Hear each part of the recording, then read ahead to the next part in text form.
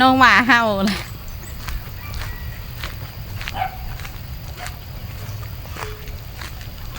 สบายดีทุกคนเมื่อนี้อินกับมา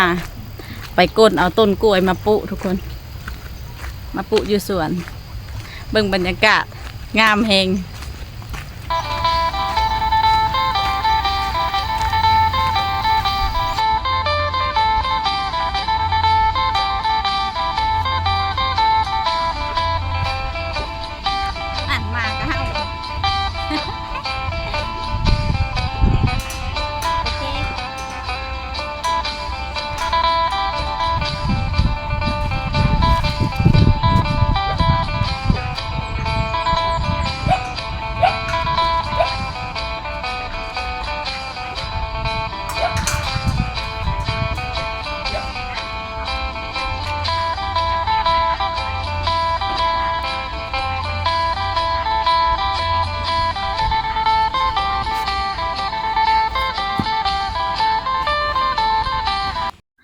หลังจากนั้นอินกับตาดผ่ามาหอดสวนเขาพอทุกคน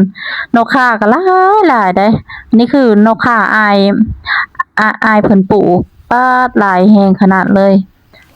มื้อนี้ก็สิมาเอาต้นกล้วยก็คืออยู่สวนพอนั่นเอง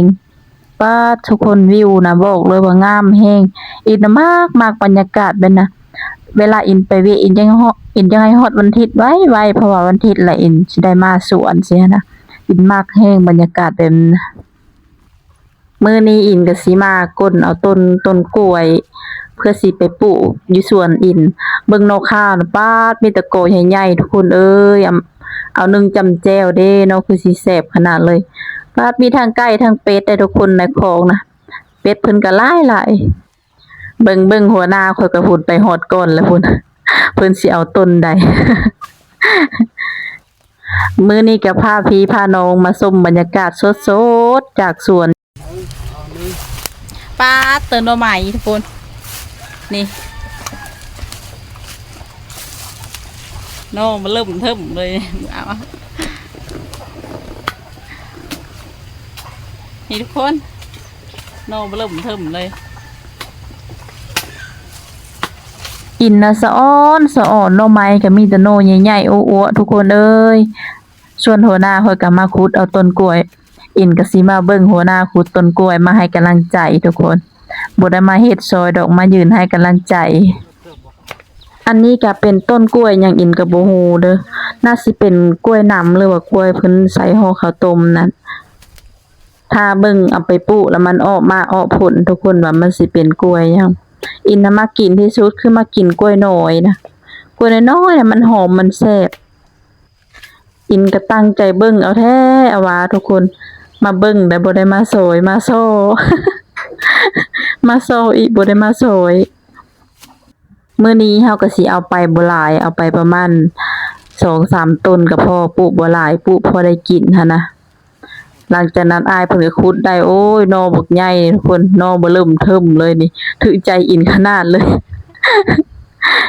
นักแท้นักว่าได้ย่อนะมันนักขี้ดินเด้มันมีขี้ดินอยู่หั่นเฮาอยู่กับธรรมชาติบัดนี้เมื่อยอยู่แต่ก็มันมีความสุขนะทุกคนหลังจากนั้นหัวหน้าค่อยกับเพิ่นก็สิถมบนเพิ่นขุดเอาว่าเด้เพราะว่าเพื่อให้เพิ่นเกิดหน่อขึ้นมาใหม่อีกหลังจากนั้นเฮาก็สิไปเอาอีกต้นที่2นี่อันนี้หน่อเพิ่นก็อ้อ2หน่อทุกคนต้นนี้นะ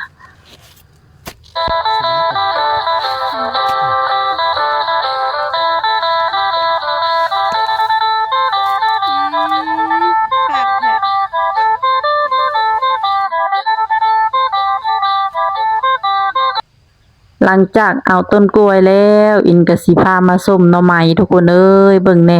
ทั้งแหน่งทั้งดวงมันลายแท้ลายบาก็สวยอยู่อินนะสะอ้อนได้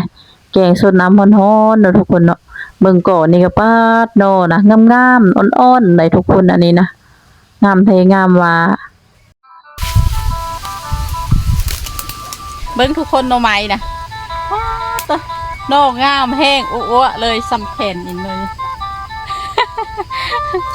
นี่ตัวนี้กันงามเด้งามหวายบ่เห็นนะนี่งามเด้งามหวาเลย นอกตัวทุนอีกทุกคนเลยตัวทุนน่ะเป็นกอบงหวาน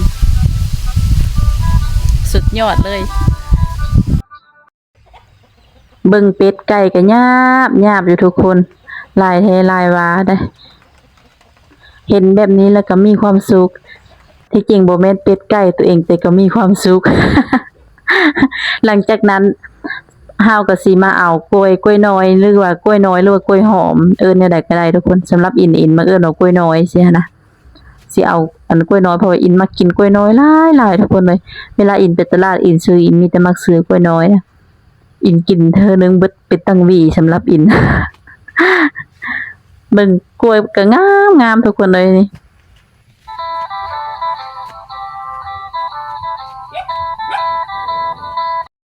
มื้อนี้เฮาก็เอาต้นกล้วยไป3 หน่อทุกคน